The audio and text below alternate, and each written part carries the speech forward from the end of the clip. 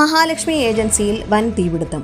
കാട്ടാക്കടയിൽ പൂജാ സാധനങ്ങൾ വിൽക്കുന്ന മഹാലക്ഷ്മി ഏജൻസിയിലാണ് വൻ തീപിടുത്തമുണ്ടായത്.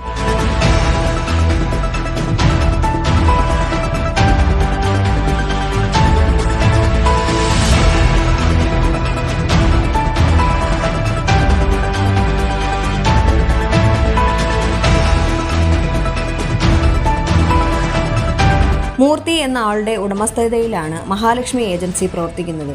കോടിക്കണക്കിന് രൂപയുടെ നഷ്ടമാണ് ഉണ്ടായിരിക്കുന്നത്.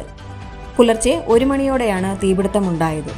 കാട്ടാക്കട, നെടുമങ്ങാട്, നെയ്യാറ്റിൻകര, നെയ്യാഡാം, തിരുവനന്തപുരം തുടങ്ങി ഫയർഫോഴ്സ് യൂണിറ്റുകളിൽ നിന്ന് 7ഓളം യൂണിറ്റ് എത്തി 3 മണിക്കൂറോളം സമയമെടുത്താണ് തീ അണയ്ക്കാനായത്. BSNL ഓഫീസിനോട് ചേർന്നുള്ള സ്ഥാപനമാണ് ഇത്. കെട്ടിടം പൂർണ്ണമായും അഗ്നിക്കിരയായി.